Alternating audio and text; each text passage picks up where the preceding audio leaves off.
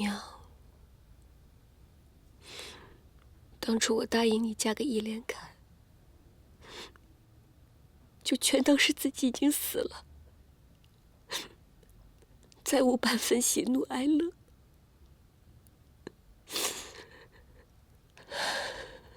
可是没想到，易连凯竟然是这样的人，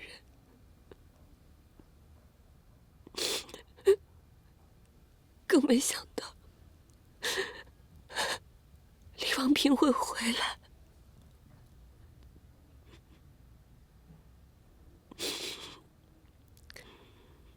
我把2个男人都拉入了危险之中。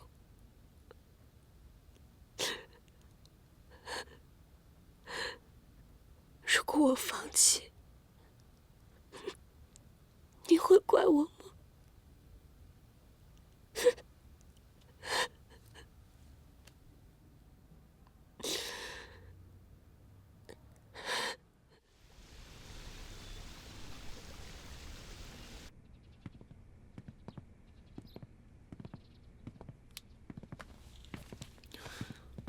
少帅，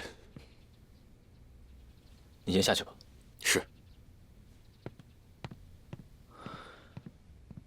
先生住的可还习惯？这里比我当时在学校里住的地方好太多了。那就好。老三呢，最近总领商务，事情会很多，他的副官没这么好做。三公子对我特别照顾，平日里工作我都应付得来。果然不愧是东洋陆军学校的第1名，真的是名不虚传呢。学校里学得再好，也只是纸上谈兵，远不及少帅的真枪实弹。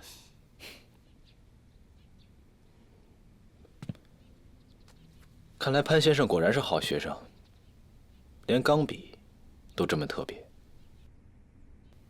少帅的确是好眼力啊，这支笔的确有些来历。什么来历？这支笔出自于东洋陆军士官学校，学校特制的，奖励给优秀学生。这支笔对我来说有非常大的纪念价值，所以我一直随身携带着。原来如此。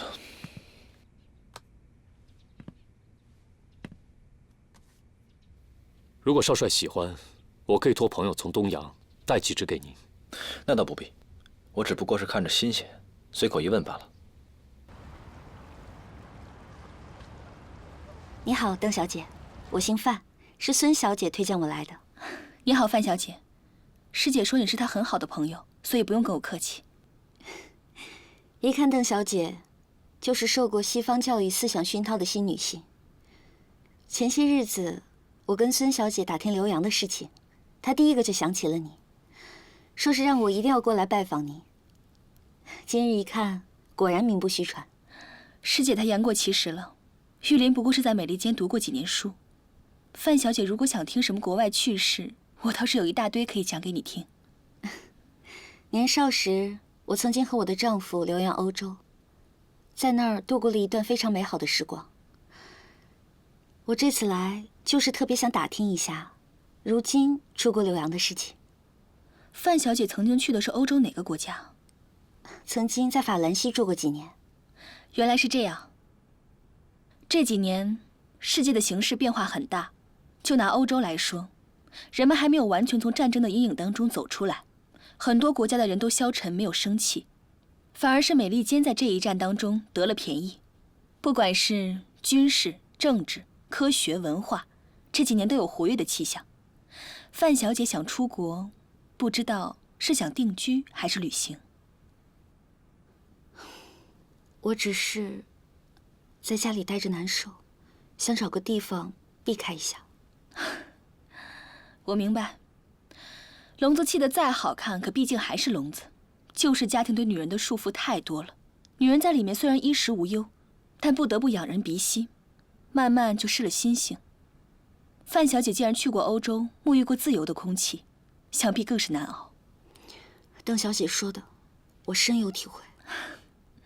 范小姐，如果此行能成功，我想你在国外一定能创造出自己的一片天地。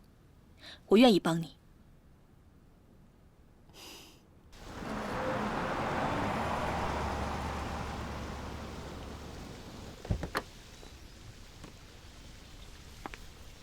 二少奶奶，今天天热，二少爷回来没见着您，特意交代我们煮了绿豆汤，现在在厨房就等着您。大帅呢？他在屋里。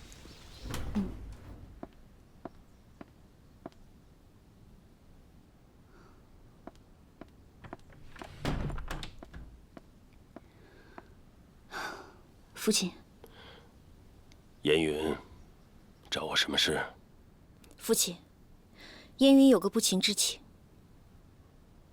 我想去浏阳，或者回到大学教书。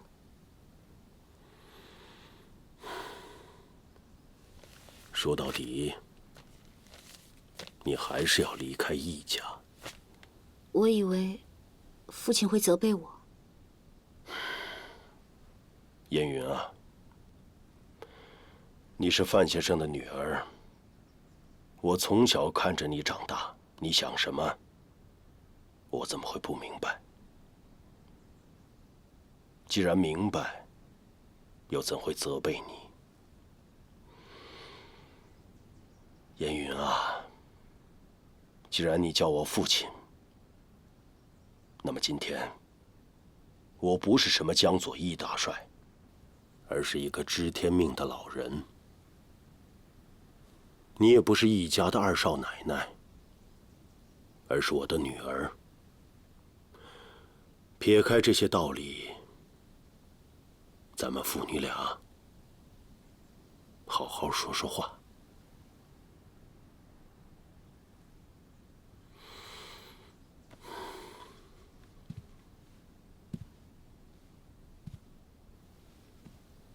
范先生这一辈子，把自己放在局中，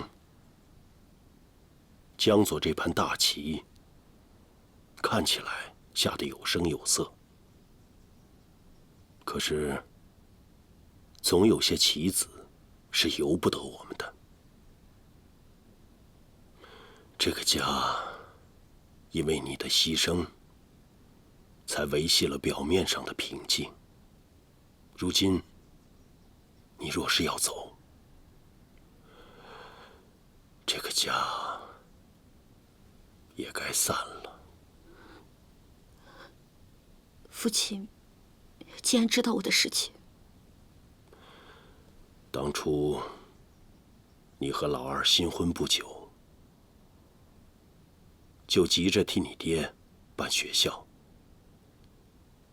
老二在军中，你又忙着学校的事务。两人聚少离多，你却从无怨言。外人赞你识大体，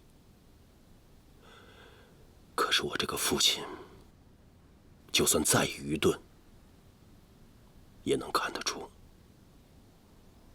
这只不过是你的借口。你只是不喜欢老二。能躲一天是一天吧。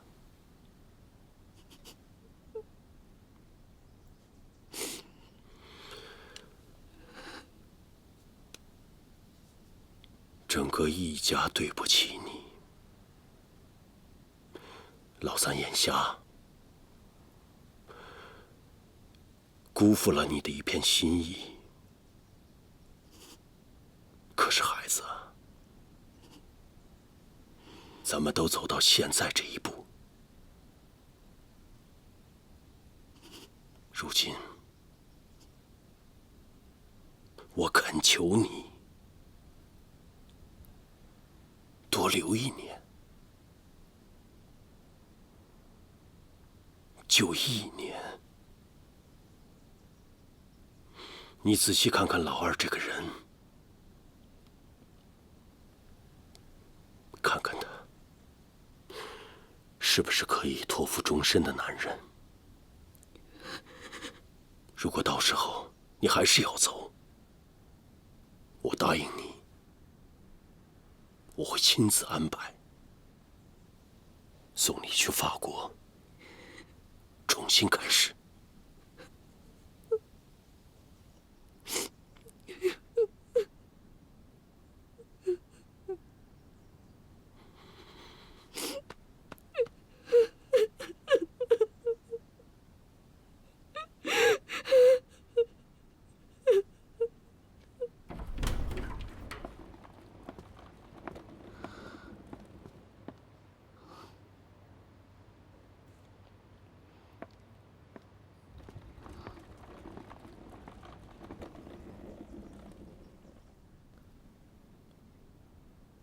父亲，您觉得这样下去好吗？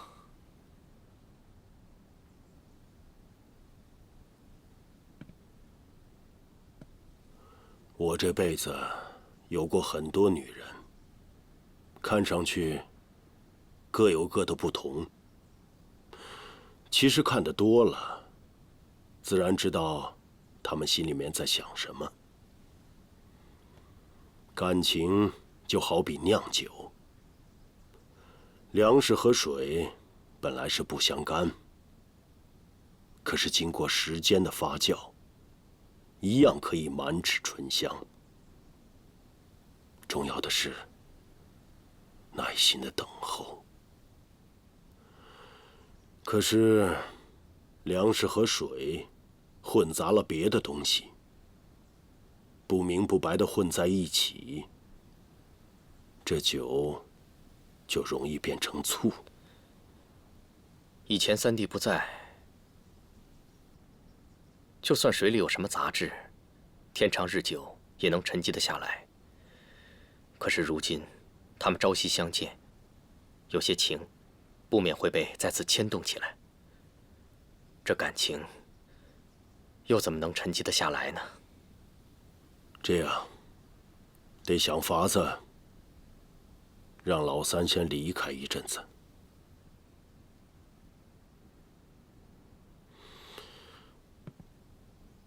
你去把老二、老三叫过来，说我有事要找他们。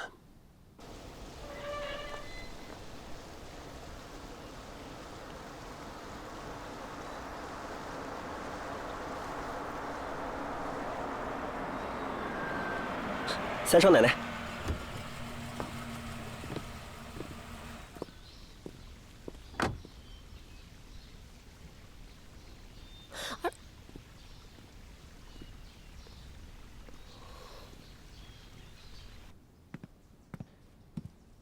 爹，您找我？快坐下。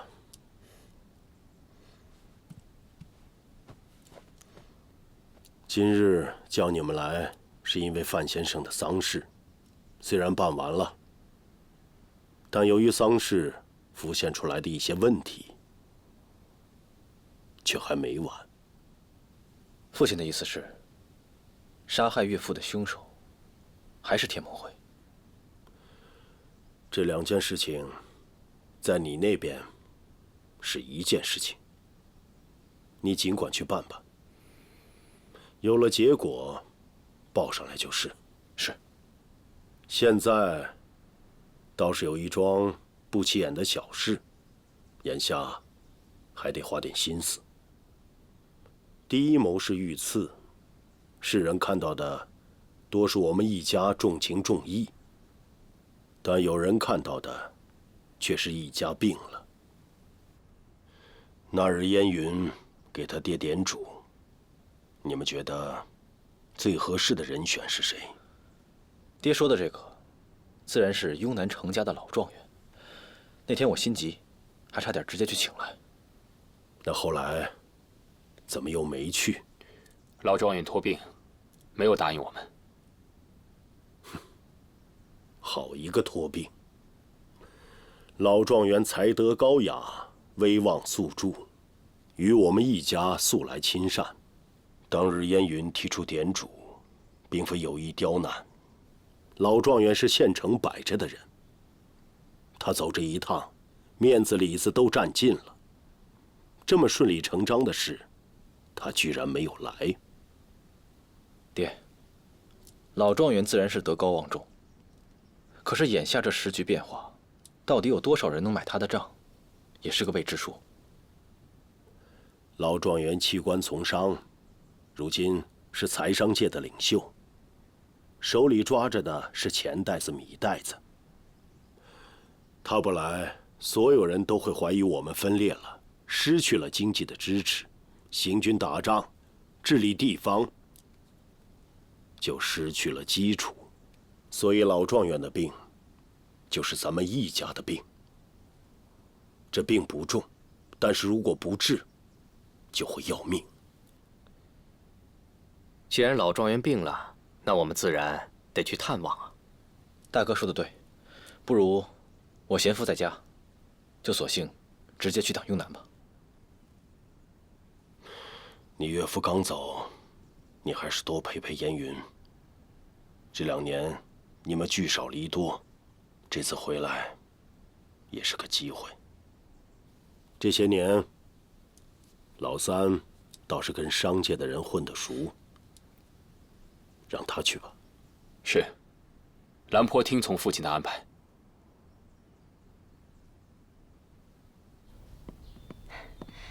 三儿，你看谁来了？三儿，我的大律师啊，怎么有空过来看我这个旧式妇女啊？我不来怎么解救你啊？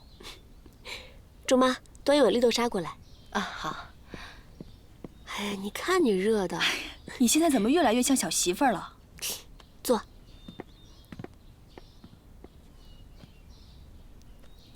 看什么呢？哎呀，看着玩的。三儿，我想问你件事儿。嗯，你二嫂是不是姓范？是啊。那就对了。前2天她托人来找我说她想留洋去。哦。你知道这件事吗？不知道，可能是因为范先生的事伤心了，想出去待一阵子吧。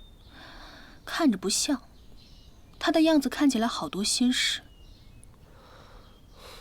毕竟是留过洋的人，才会有这份勇气来挣脱这个大牢。玉林，也许有一天，我也会这样的。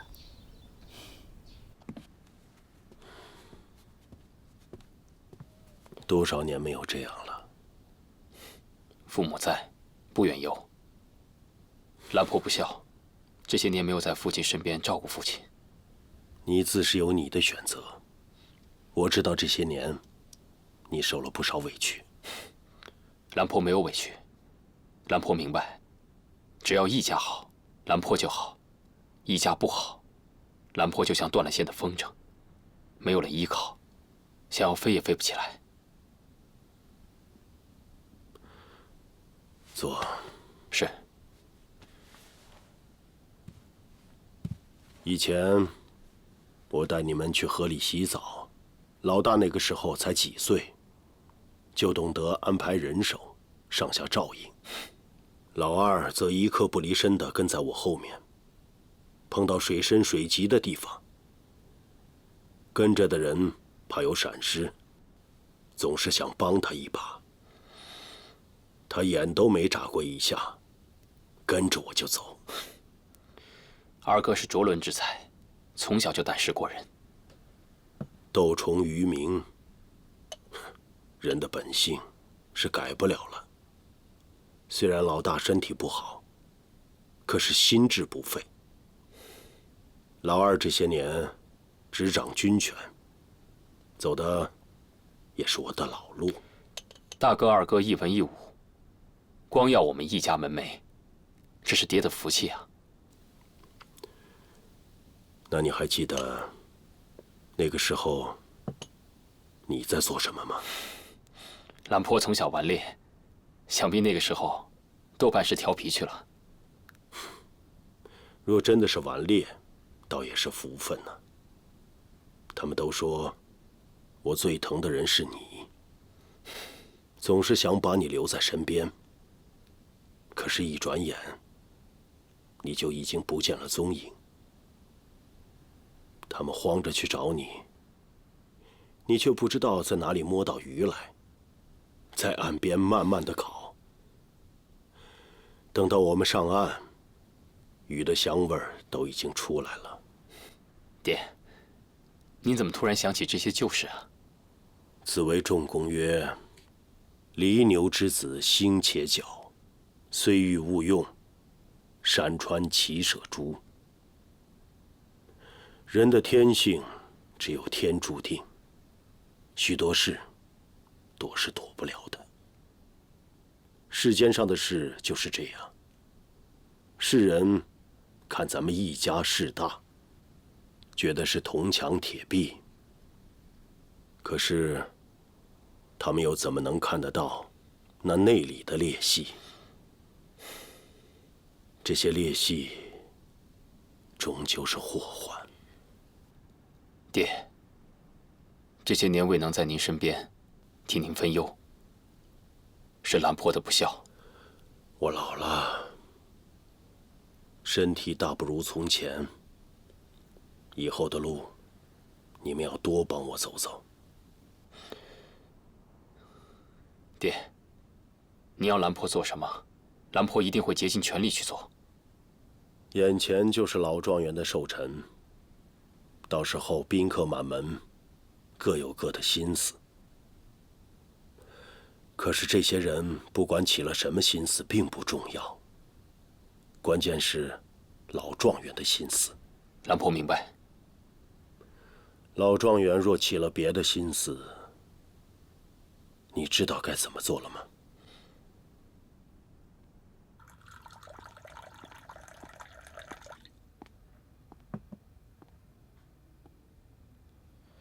邓小姐走了。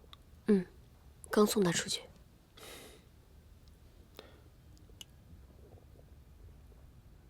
她能来常陪陪你也挺好。玉林说，二嫂要留洋去。二嫂心性坚强，她肯定有她自己的想法。兰坡，是我拉你进了这滩浑水。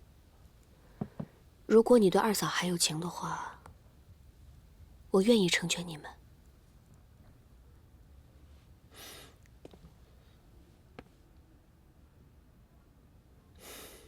秦桑啊，秦桑，我倒是特别想知道，你的心到底是怎么长的？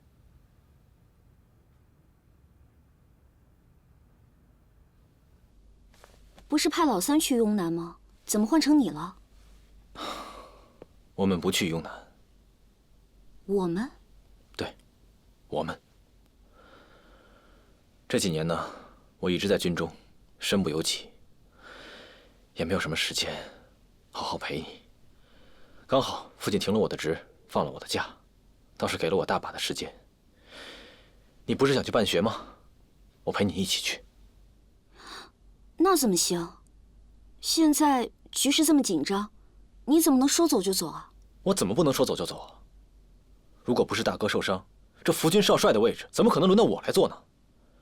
而我的人生也不可能像今天这个样子。颜允，其实在我心里面，我只想能每天陪着你就够了，陪着你走一走你喜欢的地方，陪着你看一看你喜欢的风景。如果某一天你喜欢上了某个地方，走累了，那咱们就停下来。采菊东篱下，寄情山水中。只要看着你开开心心的，我就别无他求了。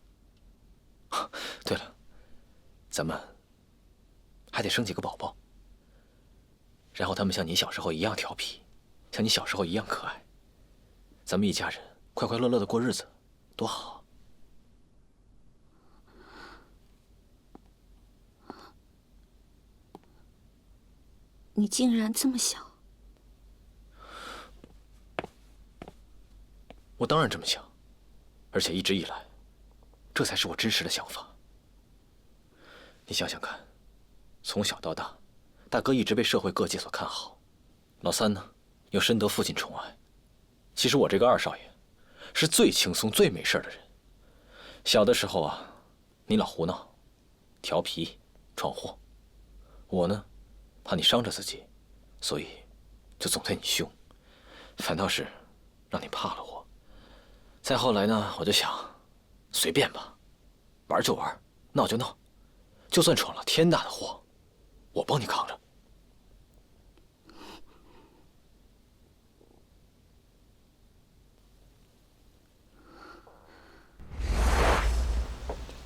等等，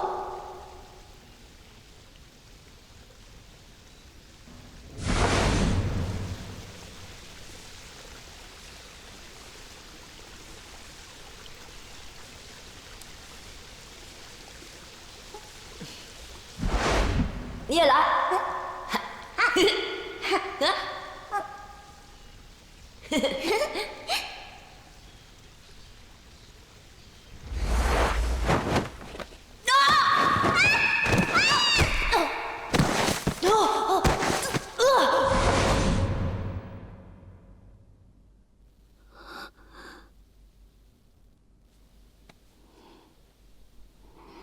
云溪，我不会走的。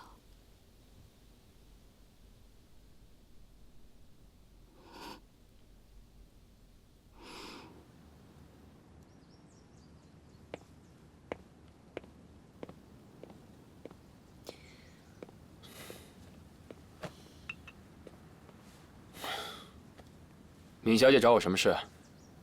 三少，听说你要去雍南，能不能把红玉带上？对，闵小姐要不说，我都忘了你是雍南人了。回故乡你可以随时回去，为什么要跟我一起回？近乡情更切，红玉身份卑微，回去的话怕同乡看不起。但如果有三少爷在身边，那就不一样了。难道闵小姐在家乡还有一段未了却的情缘吗？这人间有哪一件事离得开一个情字呢？没错呀。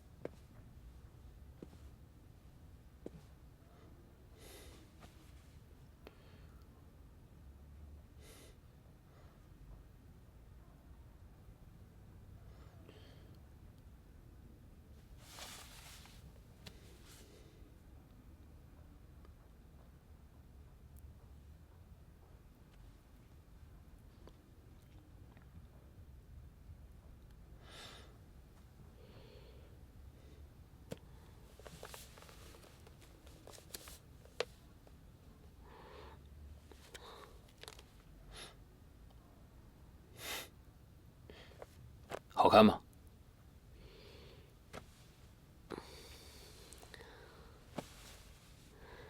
想不到你这种无聊的人还看这种爱情故事啊！谁跟你说无聊的人就不懂得浪漫了？你大白天的不出去办事，跑过来干什么？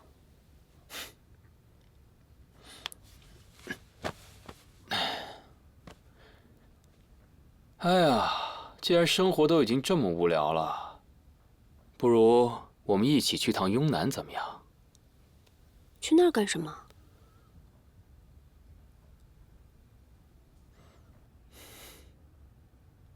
小时候陪我娘去过，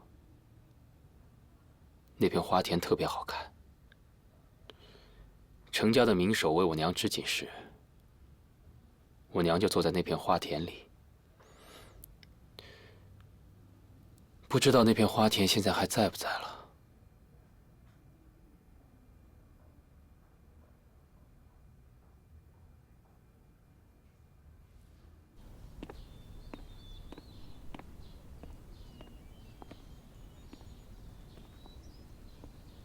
少奶奶，不要叫我少奶奶。小桑，我就问你一个问题，你可以选择不回答我。只要你问，我什么都告诉你。若是当年的那片花田还在，你还愿意等吗？我会等，直到你来。好，现在我们就有一个机会，你敢不敢跟我走？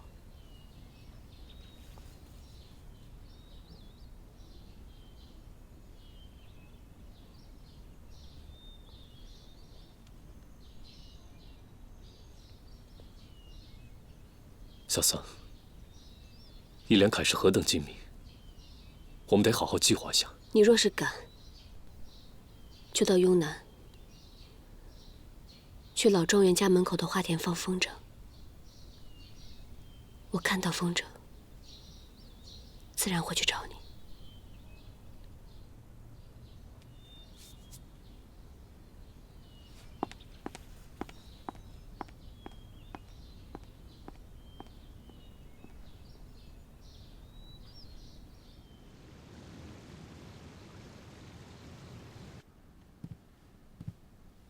爹，什么事？孩儿想为爹推荐一个人。为什么要推荐？有沟壑，舍得命。此人名叫潘建池，日本陆军军官学校第1名毕业，深谙战法，枪法极好。上次儿子被绑架的时候，潘先生舍命救了我一次。潘建池，就是你叫高佩德救出来的那个天盟会的人。正是。我身边缺人，这你是知道的。但是要谁，还得仔细思量。你把他带过来，亲自看看，再做定夺。是。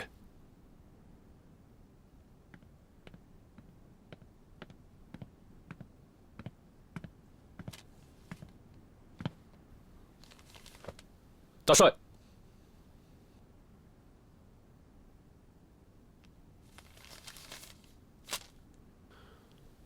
老三一向散淡，极少上心为我推荐。潘先生，你还是第一个。是三公子抬爱了。昌业重地被李重年包围，怎么解？不用解。为什么？这地图是5年前天盟会讨伐复辟用的地图，如今自然没有什么危机。哼，看来潘副官熟读战史，能知过去。可是能知未来，才是真本事。他们无法预知未来，只知现在，但是知道现在，便可左右未来。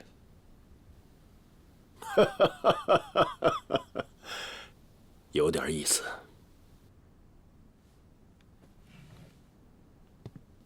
那我再考考你，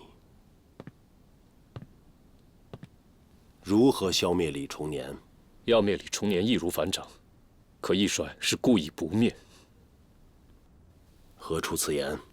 江左有5省，李重年以1省之力与4省争雄，但是消耗一项就绝无胜算。李重年不灭，不是因为李重年太强，而是易帅太强。您之所以留着李重年，是要给自己一个借口，一个置江左与天下大事之外的借口。潘先生，你可知道你说这番话会有什么后果吗？如果是在半年之前，我当着大帅说这些话，恐怕已经被枪决了。可如今我说，应该没有大碍。为什么？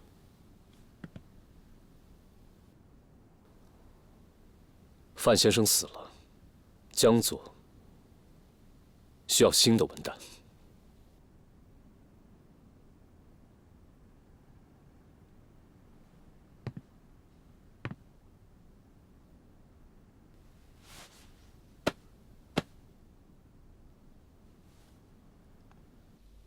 好像从我记事开始啊，父亲就把我送到军营去锻炼。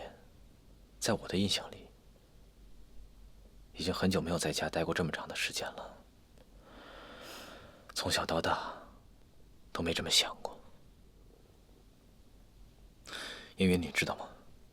从小我就羡慕父亲，崇拜父亲，总是梦想着有一天可以成为一个像他一样的大英雄。我知道啊。那你知道我第2个梦想是什么吗？嗯，就是娶你为妻。我们不早就已经是夫妻了吗？是啊，我们早就已经是夫妻了。可是呢，我原以为，只有我接替了父亲在江左的军务，拥有像父亲一样的才干，成为像父亲一样的大英雄，才有资格娶你。小的时候呢，我就喜欢偷偷的看着你，有什么好吃的、好玩的，我就舍不得用，就想第一时间送到你那儿去。哪怕你们女生对那些东西其实并不太感兴趣。后来我就一直带兵打仗，我就想着，这么下去，总有一天我会成为江左的大英雄。如果敌人用刀架在我的脖子上，用枪顶在我的脑袋上，我是万万都不会怕的。可是如果他们挟持了你，来威胁我，我肯定立刻就缴枪投降了。总之啊，我就是希望我用我的命换来的一切，全都献给你。所以燕云，我希望你可以支持我，好吗？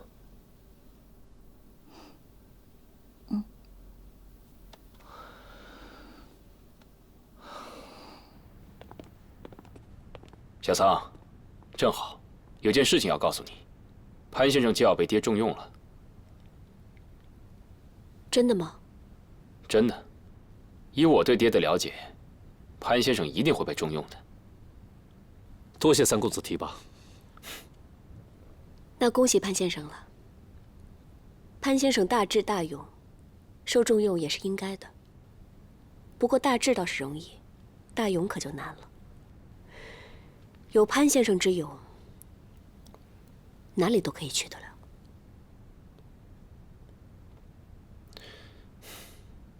潘先生，飞黄腾达的日子指日可待了。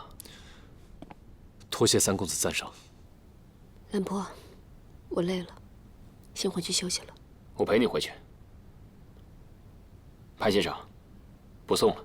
嗯。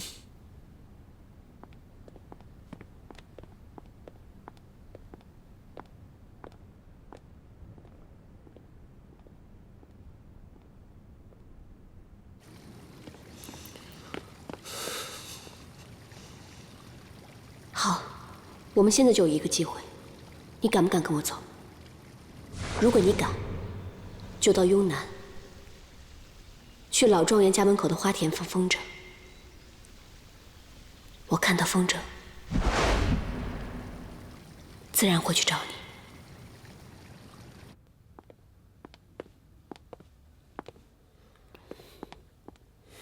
我头有些疼，你先回去休息吧。那你早点休息。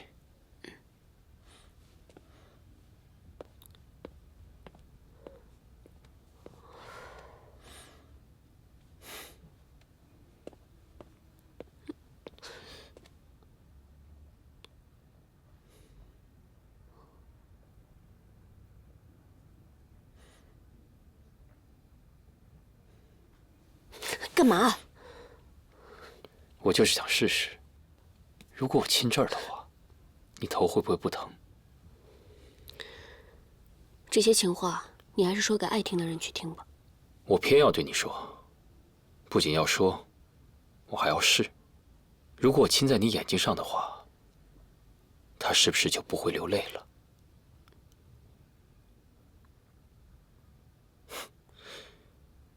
早点休息吧，过几天我们就要去雍南了。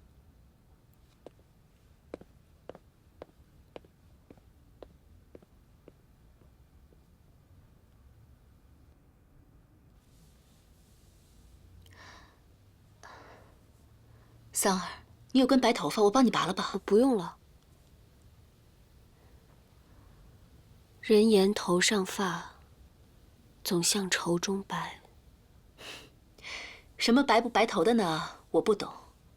可我知道，我们桑儿现在正值妙龄，是时候该考虑是否要个孩子了。净说这些丧气的话。哀伤呢，都是富贵病。但凡你能对自己宽慰些呀，你和少爷肯定能恩爱多点儿。朱妈，我不想提你提他。那怎么能不提呢？他可是你丈夫啊。其实，在我看来呢，这次姑爷带你去雍南是个大好的机会。你们夫妻可以重修旧好，到回来的时候早点有个孩子。桑儿，你可得好好把握这次机会啊！够了。